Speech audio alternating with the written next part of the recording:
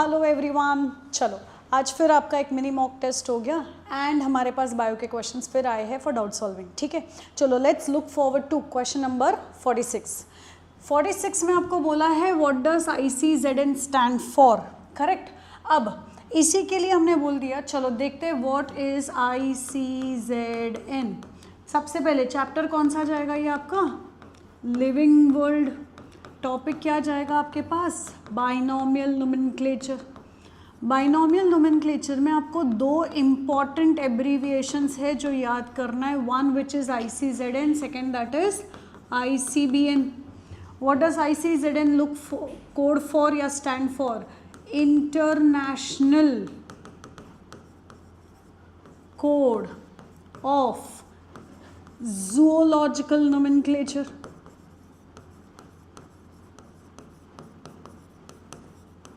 and ICBN, International Code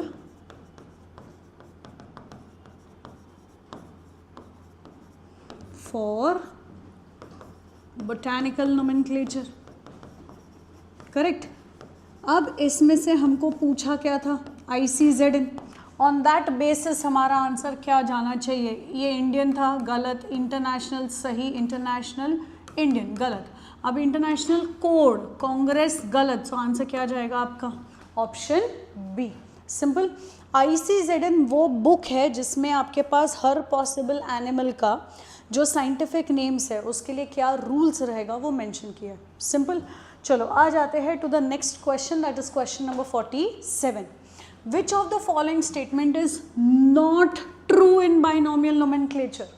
क्या पूछा आपको, नॉट ट्रू। परफेक्ट। सबसे पहला, the names are based on special characters of the organism.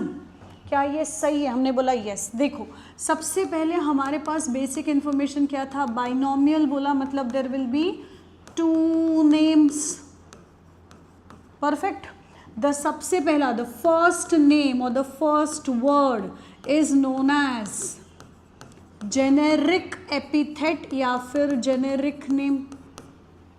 The second word is nothing else but specific epithet या फिर species name. Correct. जिसमें से generic epithet क्या रहेगा, एक नाउन, और स्पेसिफिक एपिथेट क्या रहेगा, एडजेक्टिव मतलब डिस्क्रिप्टिव नाउन। तो हमेशा स्पीशीज का नाम कोई ना कोई स्पेशल कैरेक्टर बताएगा। एग्जाम्पल, मैंजीफेरा इंडिका, क्या बताया आपको इस स्पेसिफिक नेम से कि ये इंडियन ओरिजिन से था, तभी तो इंडिका आया। Homo sapiens, what do you mean by sapiens, wise man, क्या ये स्पेशल कैरेक्टर बताया, yes. Helianthus annuus, which is sunflower. What does annuus stand for? That it is an annual plant. Correct. Helia, sun. इसका मतलब ये specific characters के बारे में information रखता है। परफेक्ट। तो स्टेटमेंट 1 क्या था, करेक्ट। आपको पूछा क्या है, not true. Next, scientific name should be underline when hand written. Correct है या नहीं है, हमने बोला यस, ये भी सही है। Names should be in italics when printed, ये भी सही है। क्यों, to indicate their Latin origin. ठीक है। Next, specific names comes before generic name, गलत। पहले क्या आता है, जेनेरिक नेम, बाद में क्या आएगा, specific name. So D is not true, मतलब D is your answer. Simple. चलो coming to the next question, question number 48। Which of the following is correct hierarchy of the taxonomic category. पहले hierarchy देखते क्या होता है actually में, फिर options देखेंगे। ठीक है। सबसे पहले हमने एक निमोनिक याद कर रखा है, कीप पॉट क्लीन और फैमिली गेट्स सिक। ठीक है। अभी इसका अच्छे से हमने देख लिया कौन से कैटेगरीज रहेंगे। The taxonomic categories are listed as keep, K, kingdom, pot, P, phylum for animals, division for plants, clean, class, or, order, family, family, gets, genus, sick, species. Perfect. इस बेसिस पे आपका करेक्ट आंसर क्या जाएगा? हमने बोला देखो kingdom, phylum, class, order गलत है, इधर डिवीजन, क्लास, किंगडम गलत, इधर भी डिवीजन पहले गलत. Only option right is kingdom, phylum, class, order, family, genus, species. Option A. Simple. Next question number 49. आपके सामने मैच द कॉलम है और आपको क्या करना है? सही वाला ढूंढना है. परफेक्ट. यहाँ पे आपके पास ऑर्गेनिजम्स है एंड यहाँ पे आपके पास फैमिली नेम्स है. डन. सबसे पहले इफ़ यू कंसिडर मैन तो फैमिली क्या आ जाएगा? होमिनिडे, है ना. सो मैन के लिए आपके पास फैमिली क्या आ जाएगा? होमिनिडे. 1 has to be 4. 1 4 1 4. तो डी और सी एलिमिनेट हो गया. फिर क्या बचा? 2. दतूरा मतलब पोटैटो वाला फैमिली. सोलनेसिए. 2 इज 3. 2 3 2 3. अरे बाप रे, ये दोनों में 2 3 है. अब क्या करने का? नेक्स्ट देखो फिर. मैंगो. Mango is anacardiaceae. तो 3 विल बी 2. 3 2 3 1. ये गलत. आंसर क्या है आपका? Option A. सिंपल. चलो आ जाते हैं to the next question. Question number 50. 2 organisms in the same class but not in the same family. देखो हमने क्या याद किया था? किंगडम, फाइलम या फिर डिवीजन, फिर क्या आएगा आपके पास? क्लास की पॉटलिन, और family gets sick which is species. Perfect. अब इस केस में आपको क्या मिला? हमने बोला देखो 2 organisms belonging to same class. उनका क्लास क्या था? सेम. इसका मतलब उनका फाइलम भी होगा सेम, उनका किंगडम भी होगा सेम. करेक्ट. फिर बोला है not in the same family, but इनका फैमिली क्या था? डिफरेंट. फिर आगे क्वेश्चन क्या है? दे मे बिलोंग टू सेम. क्या उनमें सेम हो सकता है? तो जो बीच में आया वो सेम हो सकता है, दैट इज ऑर्डर. उस हिसाब से आपका आंसर क्या आ जाएगा? Order. Since the family is different, genus and species will definitely be different. Simple. चलो that brings us to the next question. Question number 51. A group of organisms with similar trait of any rank, कोई भी rank पे. अगर हमने बोल दिया इसका answer category होना चाहिए तो हमने बोला नहीं हो सकता है, क्योंकि category will have specific rank. ये किसका डेफिनेशन है? Taxon plural taxa. टैक्सा किसी भी रैंक पे हो सकता है. It can be at any given rank. Simple. उस हिसाब से आपका आंसर क्या आ जाएगा? A. Family, genus, species are categories. वो आपका आंसर नहीं हो सकता है. Let's come to the next question, that is question number 52.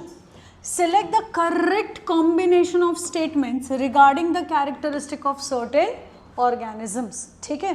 अब आपको क्या क्या बोला देखो. सबसे पहले मीथैनोजेंस आर आर्केबैक्टीरिया. क्या ये सही है? यस. मीथैनोजेंस कहाँ रहेंगे? Marshy places. Correct. Anaerobic condition. Archaebacteria बराबर. Next, they produce methane in marshy areas. Correct. इसलिए मीथेन को मार्श गैस बोलते हैं हम. बराबर.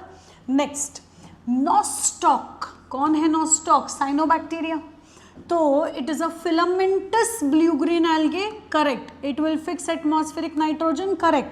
कहाँ करेगा ये nostoc atmospheric nitrogen fix? Nostoc will have specialised cell known as heterocyst. यहाँ करेगा ये नाइट्रोजन फिक्सेशन. जिनको नहीं पता है what is nitrogen fixation, atmospheric nitrogen gas is converted into NH3, that is ammonia. Simple. Next statement. तो statement 1, correct, statement 2 correct, statement 3 chemosynthetic autotrophic bacteria, सबसे पहला बैक्टीरिया कैसा है, कीमोसिंथेटिक एंड ऑटोट्रोफिक।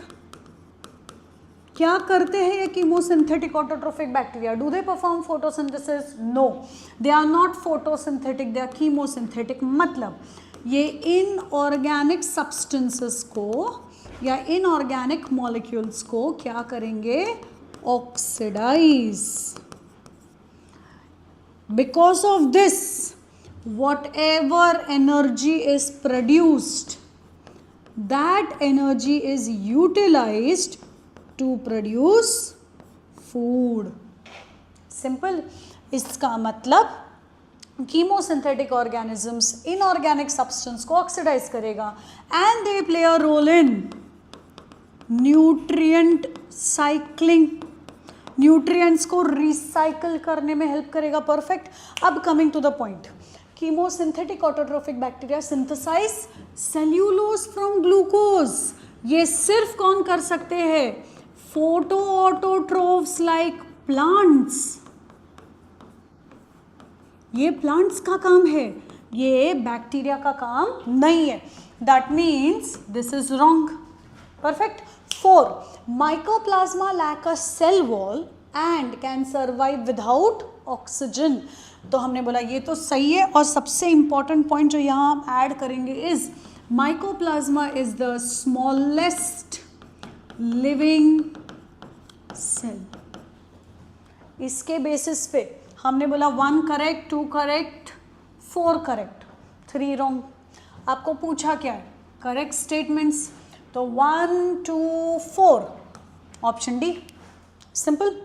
चलो आ जाते हैं to the next question, question number 53। What is common about trypanosoma, amoeba and diatoms? अभी देखो, अगर हम बोलेंगे ट्रिपैनोसोमा तो ये कौन था, फ्लैजेलेटेड प्रोटोजोआ।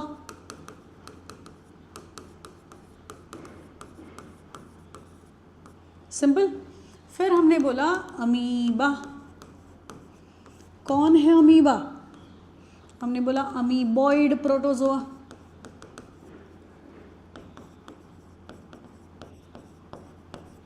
फिर आया आपके पास डायटम्स, कौन है ये, डायटम्स आर कौन से protist, photosynthetic protist.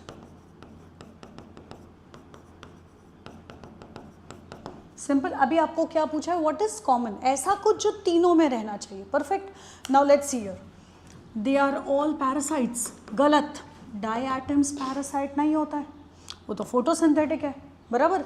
Next, these are all unicellular protist. अभी देखो, protozoa is also protist only, है ना, एनिमल लाइक प्रोटिस्ट। तो unicellular protist, unicellular protist, unicellular protist, ये तो सही है। दूसरा ऑप्शन भी देख लेते एक बार, सी, दे हैव फ्लैजेला। गलत, इसके पास फ्लैजेला नहीं है, इसके पास भी फ्लैजेला नहीं है। Only trypanosoma is flagellated. They produce spore. Wrong, spore तो स्पोरोजोन बनाएगा, ट्रिपैनोसोमा या अमीबा तो नहीं बनाएगा। The only option that is correct is B. Simple. चलो, नाउ कमिंग नेक्स्ट 54, टी.ओ. डाइनर। कब की कहानी है, 1971। इन्होंने डिस्कवर किया एक नया infectious agent. The moment you see T O. Diener, आपको इसका आंसर आना चाहिए। इतना इजी क्वेश्चन है ये, ठीक है, बट फिर भी हम पढ़ लेते। क्या बोला है आपको, it causes a disease, potato spindle tuber disease, infectious RNA particle with no protein coat. ठीक है, मतलब ये वायरस नहीं है, वायरस जैसा कुछ है। तो आंसर क्या आ जाएगा, वायरॉइड्स। सिंपल। क्योंकि वायरस किसने डिस्कवर किया था, दिमित्री आइवानोस्की। कौन सा था, टोबैको मोज़ैक वायरस। ये प्रायोन्स प्रूजर ने डिस्कवर किया था, कौन सा, सीजेडी या फिर आपका मैड काउ डिजीज वाला। लाइकन्स किसने डिस्कवर किया था, थियोफ्रस्टस।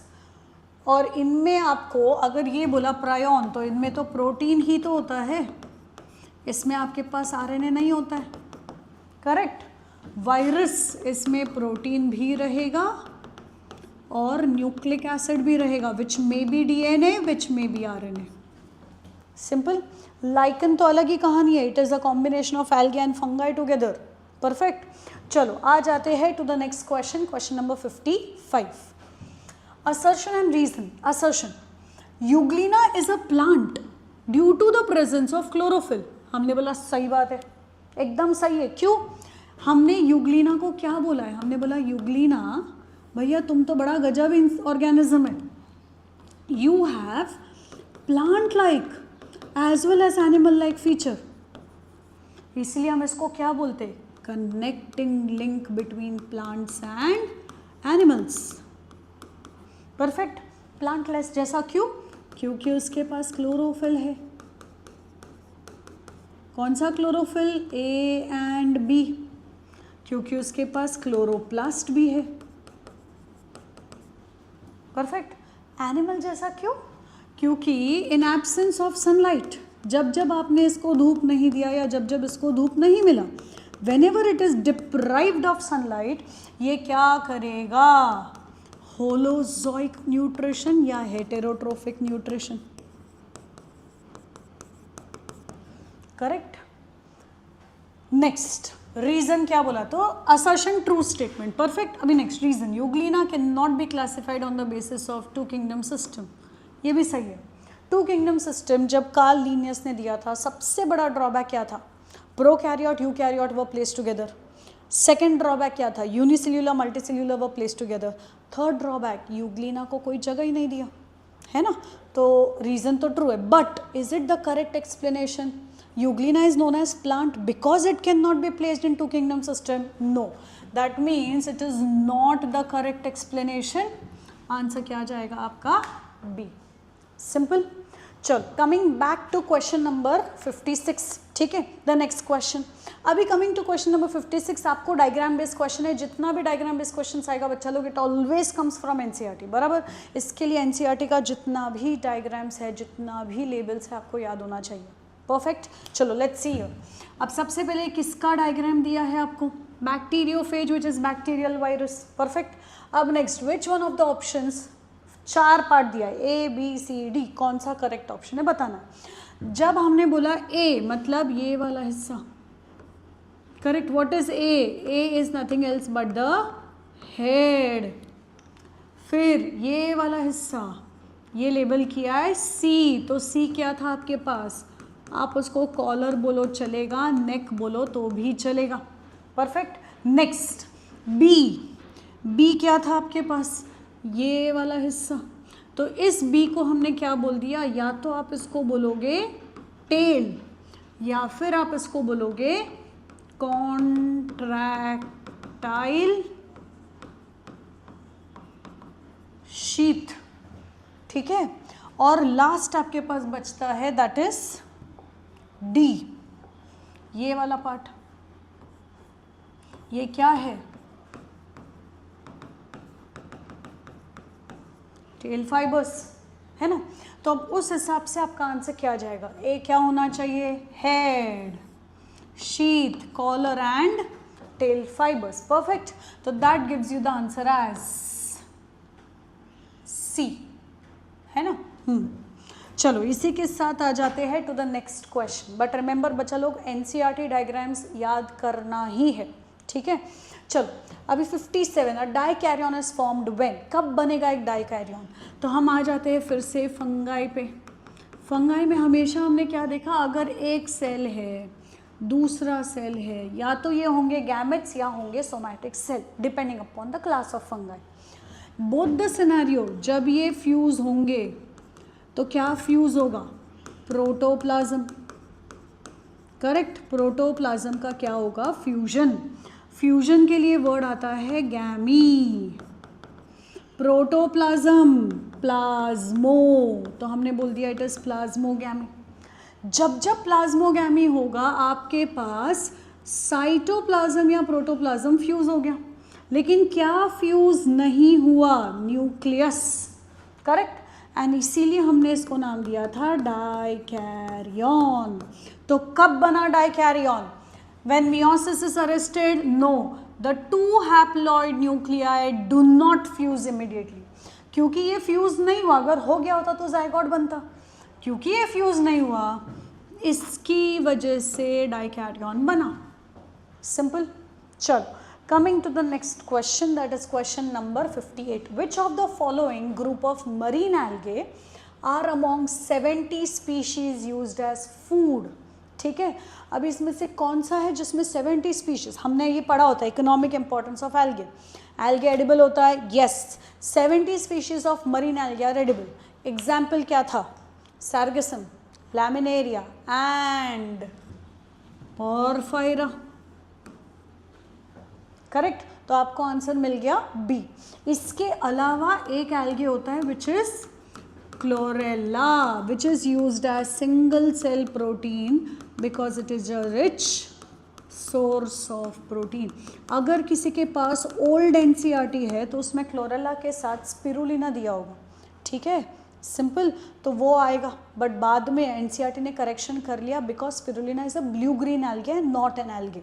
ठीक है, so if you want I will give you the information. Spirulina which is a blue green algae is also used as single cell protein. Perfect. चलो, इसी के साथ आ जाते हैं to the next question and the question is 59।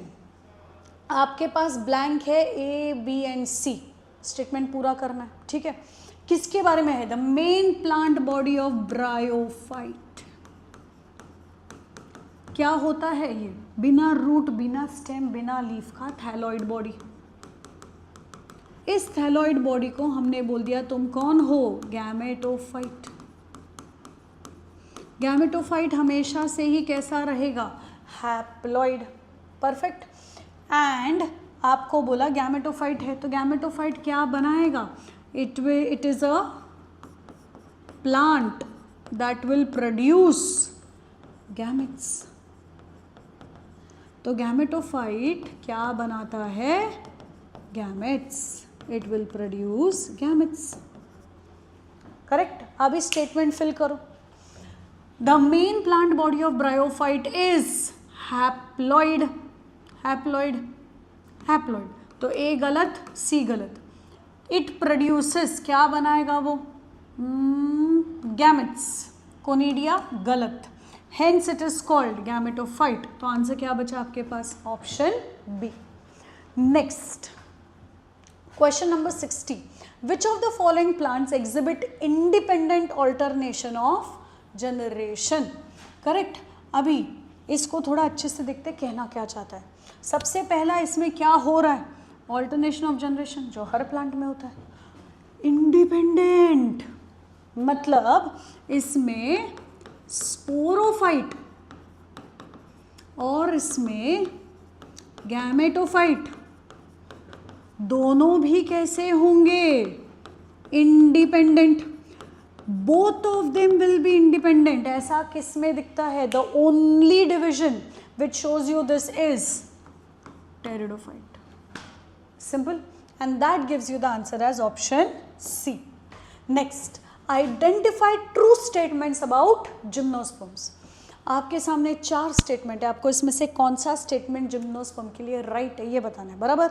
सबसे पहला, all are homosporous. कौन होता है homosporous? Algae, bryophytes,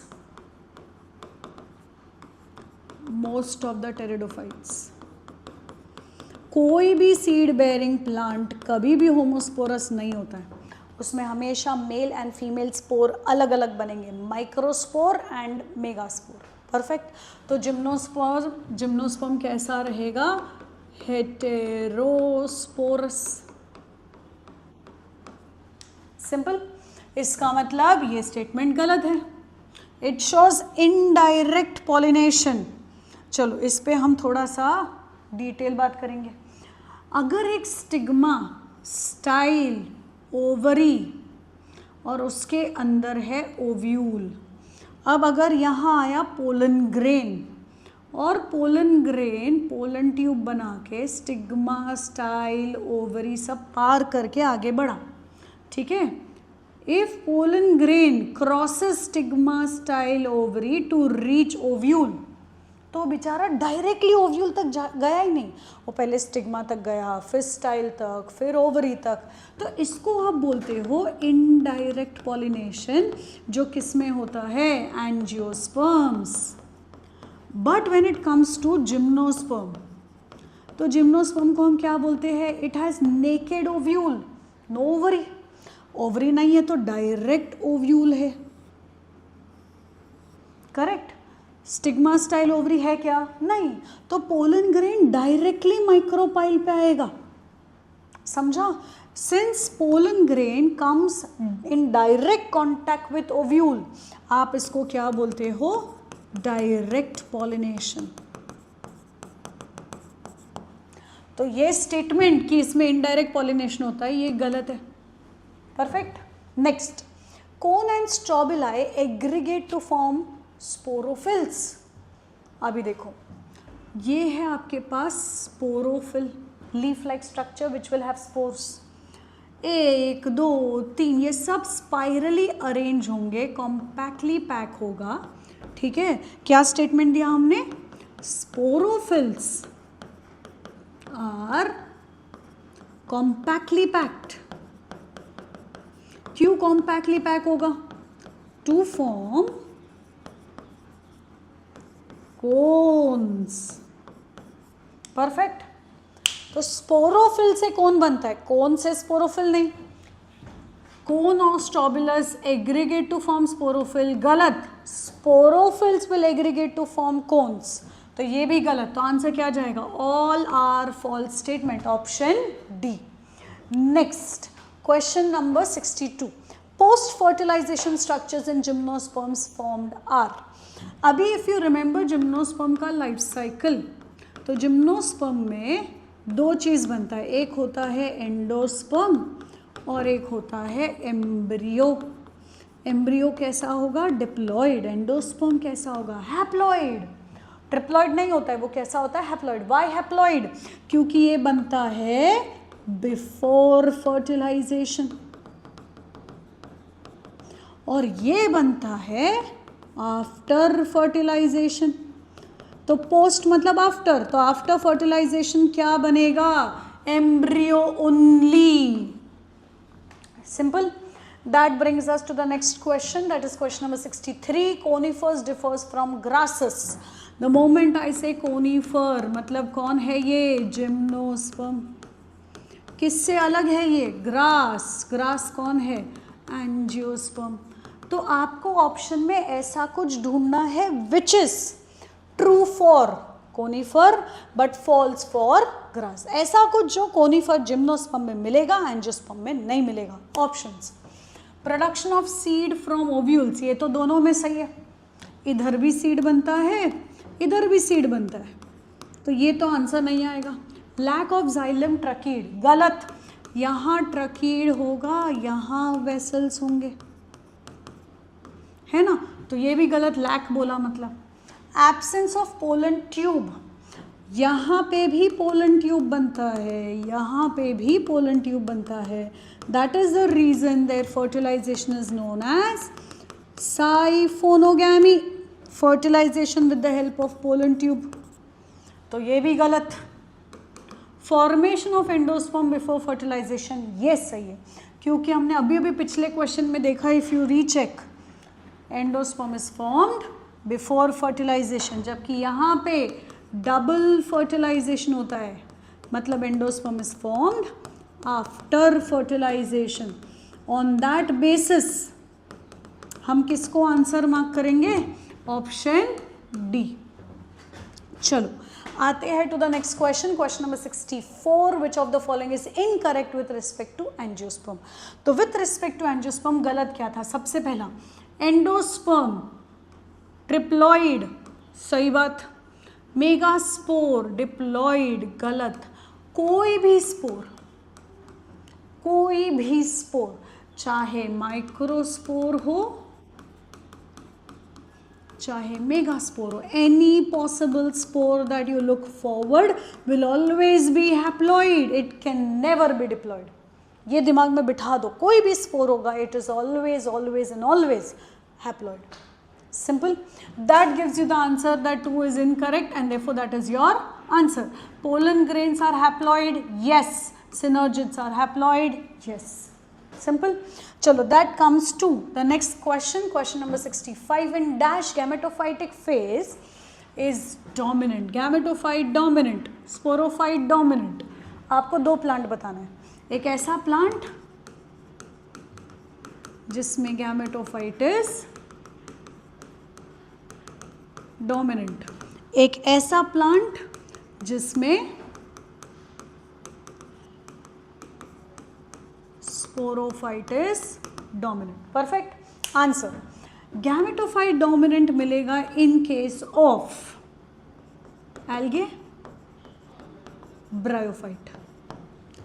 sporophyte dominant मिलेगा in case of pteridophyte, gymnosperms and angiosperms.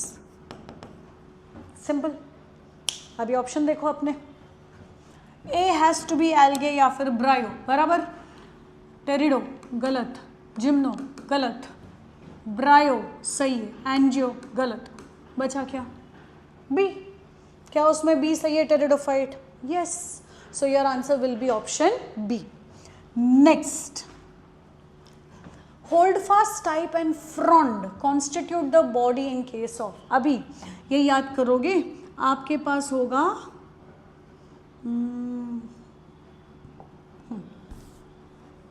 होल्डफास्ट, type and frond. ये होता है होल्डफास्ट, ये होता है स्टाइप, ये होता है फ्रॉन्ड. किस में दिखेगा ये? केल्प्स. कौन होते हैं kelp? Brown algae. Brown algae का नाम फियोफाइसिए. तो आंसर क्या जाएगा? ओनली 3. सिंपल. चलो, that brings us to the next question 67. In the diploid number of flowering plant is 36. ठीक है. इफ एक प्लांट है, कौन सा प्लांट है? एंजियोस्पर्म. इसमें आपको बोला है diploid number is 36. What would be the number of chromosome in endosperm? Important point to remember. Angiosperm बोला मतलब endosperm has to be triploid. Perfect. 2n 36 है तो n कितना होगा? 36 डिवाइड बाई 2 18. अब ये 3n है मतलब 18 इंटू 3 कितना जाएगा? 54. Answer option C. Simple. Next, example of epihydrophily. Epi above, hydro water, है ना. एपीहाइड्रोफिली मतलब वाटर पॉलिनेशन होगा, लेकिन कहाँ? पानी के सरफेस के ऊपर. परफेक्ट. एक्चुअली फिली का मतलब होता है लव. ठीक है.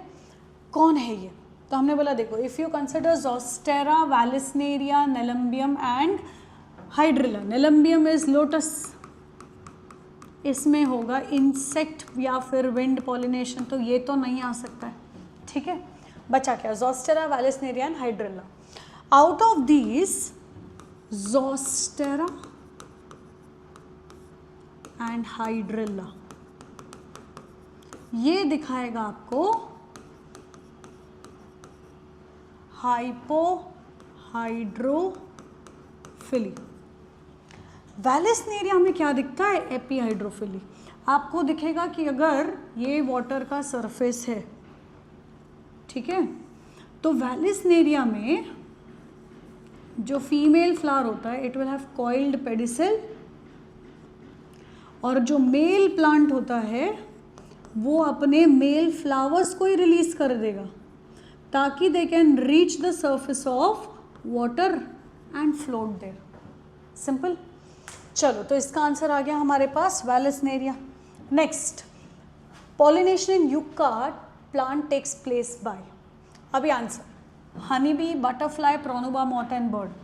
युक्का का जन्मों जन्म का नाता है विथ प्रोनुबा मॉथ। क्यों? क्योंकि प्रोनुबा मॉथ को युक्का क्या देगा? ओवी पोजिशनिंग के लिए जगह, ठीक है, प्लेस फॉर ओवी पोजिशनिंग। जिनको ओवी पोजिशनिंग नहीं पता है उनके लिए it is place to lay eggs. तो प्रोनुबा मॉथ युक्का फ्लावर के अंदर जाएगा, ओवरी के अंदर जाके क्या करेगा? It will release egg and therefore इसका फैक्चुअल आंसर आएगा आपके पास एज प्रोनुबा मॉथ। सिंपल। चलो आ जाते हैं to the next question, question number 70। The fusion product of secondary nucleus and male gamete is, ठीक है, आपको किसका फ्यूजन बोला है? Secondary nucleus and male gamete. Secondary nucleus embryo sac, polar nuclei, polar nuclei will fuse to form secondary nucleus। इसके पास जब आएगा male gamete तो फ्यूजन से क्या बनेगा? तो हमने बोला देखो ये था आपका 2n, ये रहेगा आपका n और कॉम्बिनेशन में आएगा primary endosperm nucleus which is 3n। Answer क्या जाएगा? Primary endosperm nucleus. सिंपल। चलो next question number 71। Water of coconut, coconut के पानी को क्या बोलेंगे? है ना, endosperm, nucellus, endocarp, mesocarp. Answer endosperm. Coconut में आपके पास दो टाइप का एंडोस्पर्म रहता है, one which is liquid endosperm, second which is cellular endosperm. वो लिक्विड एंडोस्पर्म क्या होता है? वाटर, ठीक है, विच इज फ्री न्यूक्लियर। और जिसको आप मलाई बोलते हो that is cellular endosperm which is nothing else but coconut meal. अगर यही क्वेश्चन के बदले ये आता which part of coconut is edible, तो भी आपका आंसर क्या आ जाएगा? Endosperm. Simple. That gives you the answer as endosperm. आ जाते हैं to the next question, question number 72। In albuminous seed the food is stored in, ठीक है, हमने बोला देखो दो टाइप के सीड होते हैं,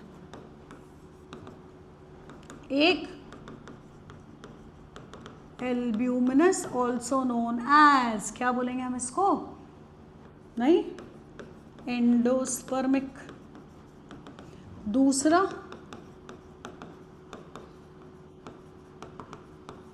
नॉन एल्ब्यूमिनस, इसको हम क्या बोलेंगे? नॉन एंडोस्पर्मिक या फिर एक्स एल्ब्यूमिनस। एक्स लिखा तो भी चलेगा। सिंपल। अब एल्ब्यूमिनस में खाना कहाँ स्टोर होगा? नाम से ही समझेगा, एंडोस्पर्म। नॉन एंडोस्पर्मिक में कहाँ स्टोर होगा? कॉटिलिडन। ऑन दैट बेसिस आपका आंसर क्या आ जाएगा? क्योंकि it is all about albuminous, आपका आंसर जाएगा एंडोस्पर्मिक। सिंपल। चलो आ जाते हैं to the next question, question number 73। Maize is best example of, अब याद करेंगे हम क्या? मेज। मेज में मेल एंड फीमेल फ्लावर्स अलग होता है, मतलब मेज इज अ मोनोएशियस प्लांट। इनके हर ओवरी में कितना ओव्यूल होता है? Single ovule. ये सब किसका फीचर्स है? Wind pollination. The moment I से विंड पॉलिनेशन, विंड के लिए वर्ड आएगा एनेमो, पॉलिनेशन के लिए फिली, एंड आपका आंसर जाएगा एनेमोफिली।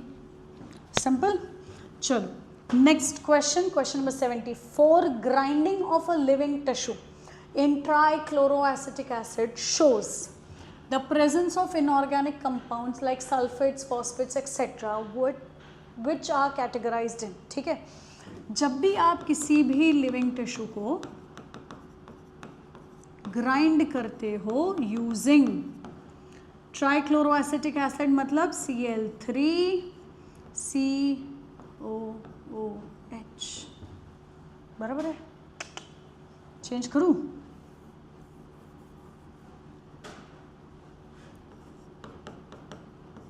Cl3COH, perfect.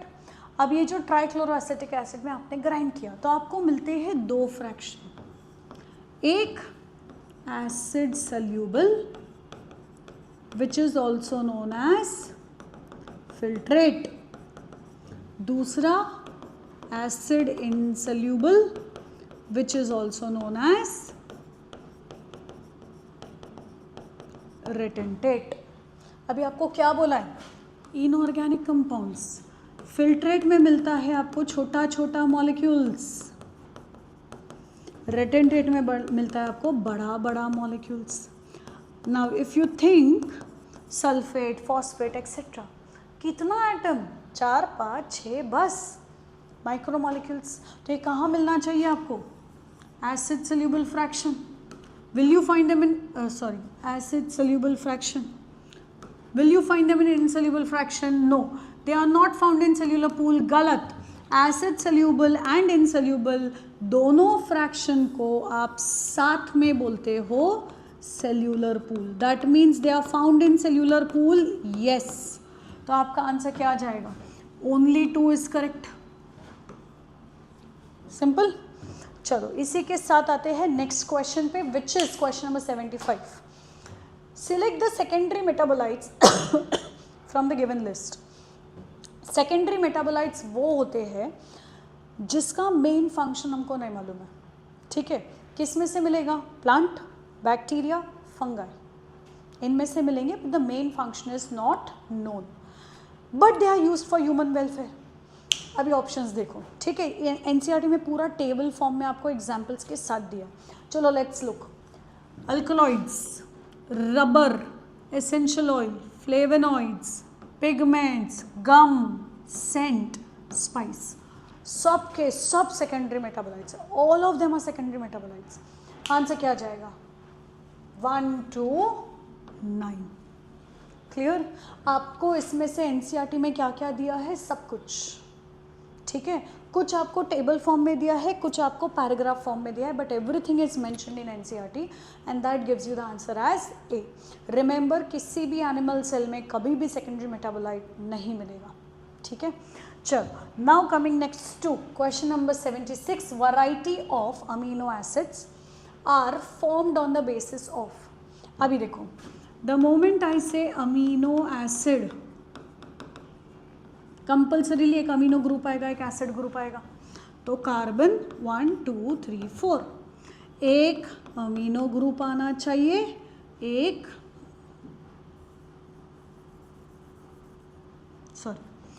अमीनो ग्रुप आना चाहिए और एक एसिड ग्रुप आना चाहिए। ये तो फिक्स हो गया। Since it is a hydrocarbon, एक H आएगा, तो जो बदलते रहेगा that is R group which is also known as alkyl group। Simple. तो अब पूछा है आपको वैरायटी किसकी वजह से बना? It is made because of nature of R group. किसी के पोजीशन से नहीं, बट आर ग्रुप क्या रहेगा? Is that R group hydrogen? Is that R group methyl? Is that R group hydroxy methyl? क्या है वो? उससे मिलेगा आपको वैरायटी ऑफ अमीनो एसिड्स। चलो, therefore coming to question number 77, in a polysaccharide chain the right end is। अभी ये अच्छे से रट्टा मारने का, ठीक है? What are you supposed to remember? Polysaccharide मतलब carbohydrate. R for right, R for reducing। बचा क्या? लेफ्ट। ये कैसा रहेगा? Non reducing. ये आपने याद कर लिया, ठीक है? R for right, R for reducing, left non reducing, खत्म। अब दिमाग लगाने वाली बात, if there is any carbohydrate, ठीक है, तो उसके पास एक होता है अल्फा कार्बन। अगर ये अल्फा कार्बन के पास H या OH में से कुछ है, then it is available for reaction, generally when it has H, है ना, या फिर व्हेन इट हैज OH। तो it is available for reaction. If it is available for reaction तो आप उसको क्या बोलोगे? Reducing end. If it is not available तो आप उसको क्या बोलोगे? Non reducing end. Simple, clear. So इसी हिसाब से हमारे पास आंसर क्या आ जाएगा? Right reducing, right reducing,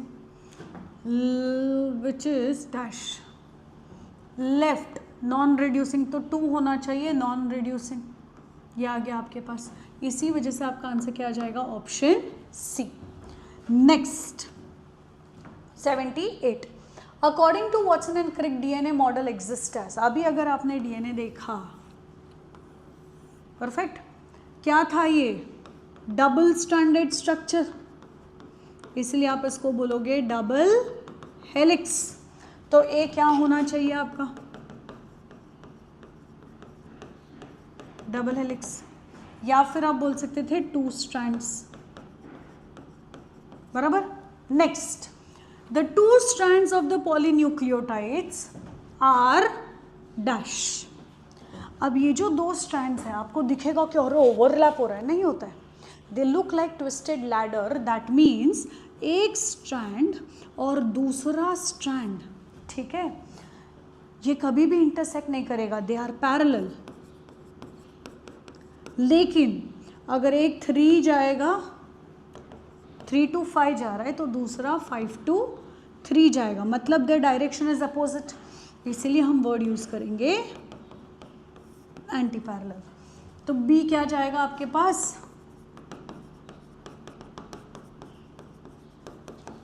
anti parallel. Next, the backbone is formed by. अभी व्हाट इज द बैकबोन? हमने बोला बैकबोन आपके पास रहेगा as if DNA is a ladder, ठीक है, तो ये बैकबोन होता है। यहां क्या मिलेगा आपको?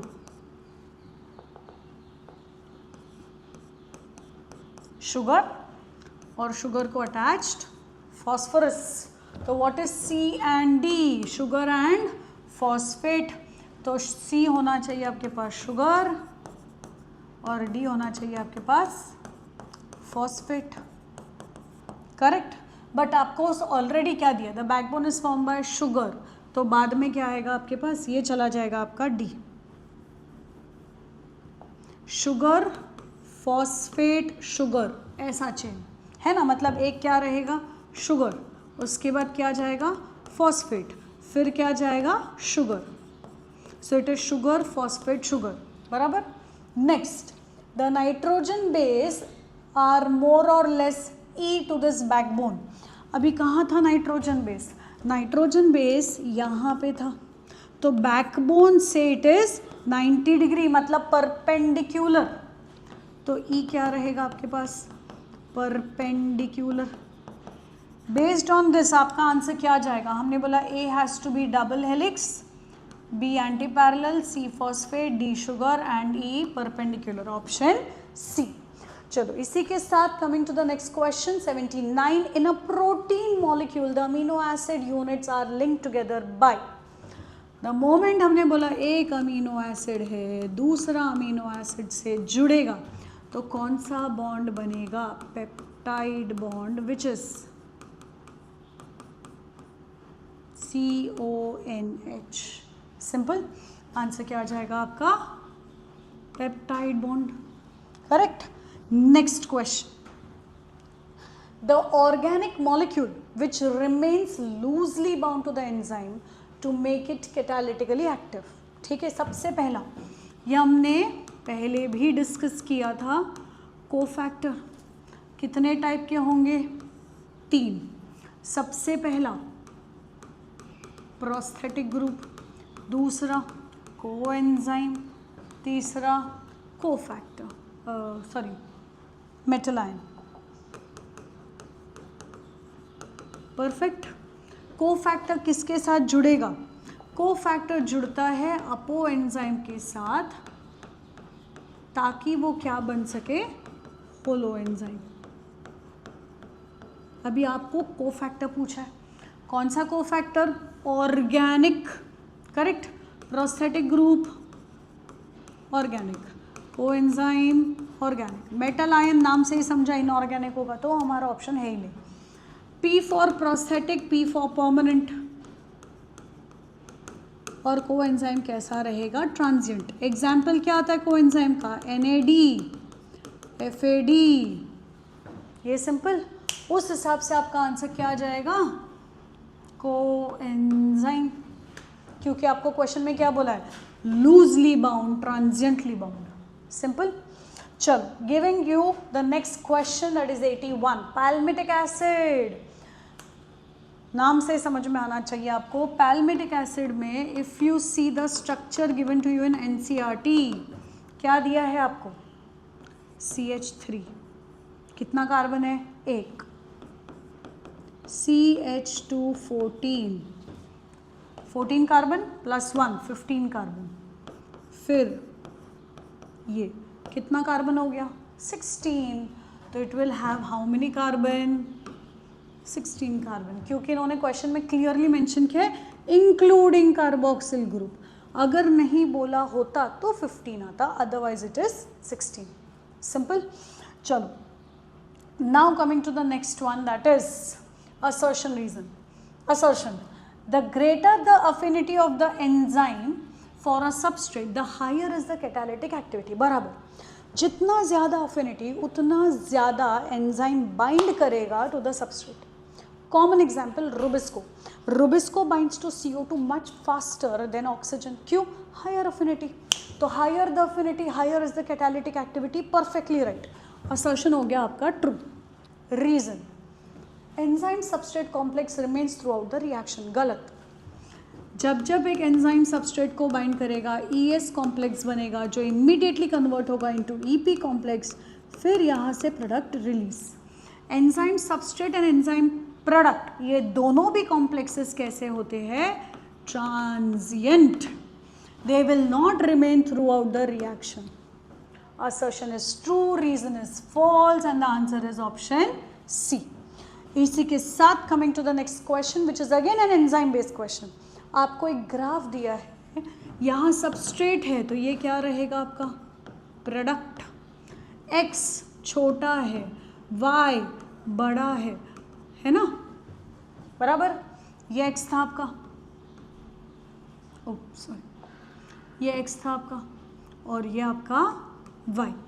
X छोटा है मतलब एक्टिवेशन एनर्जी क्या है? कम। Activation energy will be less when it is with enzyme.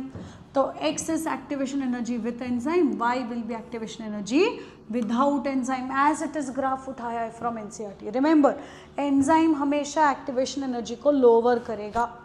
ठीक है, चलो आ जाते हैं next. Enzymes are biocatalyst. Perfect. They catalyse biochemical reactions. In general, they reduce activation energy. ये भी हमने अभी बोला। Many physiochemical processes are enzyme mediated. Some example of enzyme mediated reactions are given below. Tick the wrong entry. ठीक है, इसमें से क्या गलत है? Dissolving of CO2 in water, untwinning of 2 strands of DNA, hydrolysis of sucrose, formation of peptide bond. अब इसमें से क्या है जो बिना एंजाइम के हो रहा है? ठीक है, अभी आंसर देखो। हाइड्रोलिसिस ऑफ सुक्रोज के लिए हमारे पास एंजाइम होता है सुक्रेस या फिर invertase. Formation of peptide bond के लिए हमारे पास एंजाइम होता है पेप्टिडाइल ट्रांसफरेस। अब 2 चीज बचा है हमारे पास, one that is dissolving of CO2 on water and second that is untwining of 2 strands of DNA. For the untwinning of 2 strands of DNA, you have an enzyme which is helicase, जो helix को unwind करता है या अनट्विन करता है। तो बचा क्या? ए, इनसाइड लिविंग सेल या फिर इनसाइड अ लिविंग RBC या फिर ब्लड दैट इज प्लाज्मा, आपको क्या दिखेगा? CO2 मिक्स होता है वाटर के साथ टू फॉर्म बाइकार्बोनेट या कार्बोनेट। बराबर। But in case of normal water bottle, अगर आप पानी और हवा को कॉन्स्टेंटली मिक्स करोगे तो CO2 उसमें ऐड होगा। Yes, clear. दैट मीन्स ए वाला जो ऑप्शन है वो यूजिंग अ कैटलिस्ट और एब्सेंस ऑफ कैटलिस्ट दोनों में हो सकता है। क्लियर। इसीलिए हमने बोल दिया कि आंसर क्या आ जाएगा? ए, क्योंकि बी, सी एंड डी के लिए कंपल्सरीली क्या चाहिए, enzyme. That brings us to the next question, ठीक है, question number 85। Capsella is an angiosperm because, हमको नहीं पता है कौन है कैप्सुला, बट क्वेश्चन बोल दिया कैप्सुला इज एन एंजियोस्पर्म, तो क्या रीजन से आपने उसको एंजियोस्पर्म बोला। नेकेड सीड, ये जिम्नोस्पर्म का फीचर है। पोलन ग्रेन, ये तो एंजियो और जिम्नो दोनों दिखाएगा। वैस्कुलर टिश्यू, ये तो टेरिडो, जिम्नो, एंजियो तीनों दिखाएगा। फ्रूट और कवर्ड सीड, ये सिर्फ एंजियोस्पर्म दिखाएगा। That gives you the answer as D. It is angiosperm because it has fruit or because it has covered seed. That brings us to the next question, question number 86. Filiform apparatus are found in, कहाँ मिलेगा filiform apparatus? Embryo sac याद करो बच्चा लोग। The two cells are known as synergids. synergid के cell में आपको दिखेगा एक्सटेंशन, जिसको आप बोलते हो filiform apparatus. What is the function of filiform apparatus? To guide pollen tube, है ना, तभी तो फर्टिलाइजेशन के टाइम पे pollen tube will come to one of the synergid. तो आंसर क्या जाएगा आपके पास? Synergids. Simple. That brings you to the next question. बड़ा ही सिंपल सा क्वेश्चन पेपर था but within NCERT completely, ठीक है। अभी देखो next, callase enzyme which dissolves callose of tetrad of microspores to separate 4 microspore is provided by. Go back. अभी आप सोचा ये तो एनसीईआरटी में नहीं दिया है, डायग्राम में तो दिया है ना, तो टीचर ने बताया क्लास में, क्या बोला था आपको, हमने क्लास में पढ़ा था ये, अगर ये कवरिंग है, अंदर 4 माइक्रोस्पोर है, ठीक है, परफेक्ट, 1 2 3 एंड 4। तो ये जो आपको साइड में ये दिख रहा है,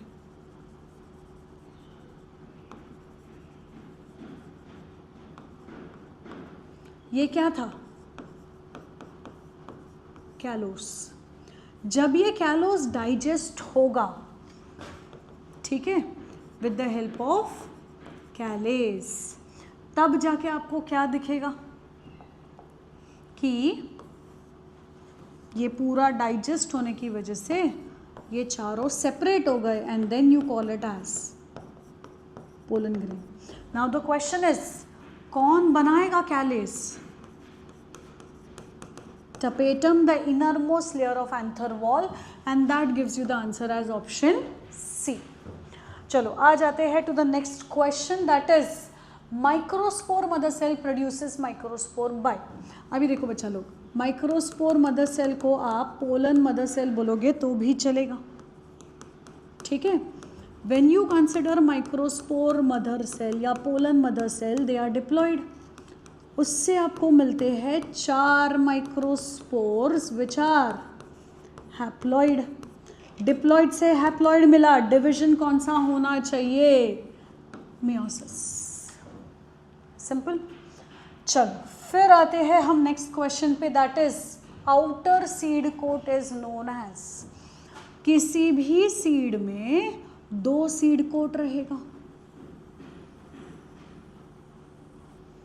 The outer one is known as testa, the inner one is known as tegmen. Based on that हमारा आंसर क्या जाएगा? टेस्टा। एरल कहाँ मिलता है? लीची में आप जो, या फिर लीची में आप जो भी चीज़ खाते हो, the white fleshy structure, that is aril, ठीक है। कैरंकल, कैस्टर सीड का अगर डायग्राम देखोगे एनसीईआरटी में दिया है, तो इधर एक स्वेलिंग दिखेगा आपको, that swelling is known as caruncle, ठीक है। Operculum is the protective covering. Now coming next, इसका आंसर हमको क्या आ गया? टेस्टा। आउटर पूछा है, इसके लिए इनर पूछा होता तो क्या आता? Tegmen. Coming to the last question बच्चा लोग, when pollen grains of a flower are transferred to stigma of another flower of a different plant, plant भी अलग है, देखो, एक प्लांट उसका फ्लावर, दूसरा प्लांट उसका फ्लावर, यहां से पोलन ग्रेन निकला, दूसरे फ्लावर के स्टिग्मा पे जाके सेटल हो गया. Since the plant is different, you call it as cross pollination. What is the alternate name for cross pollination? Xenogamy, है ना. तो ये आंसर आएगा. अगर सेम प्लांट होता, भले फ्लावर अलग है बट सेम प्लांट, तो मैं मार्क करती गिटोनोगैमी. परफेक्ट. अगर बोला होता सेम फ्लावर, तो हम मार्क करते ऑटोगैमी. That's it. चलो, that completes all possible doubts from botany section. All the best for your next test.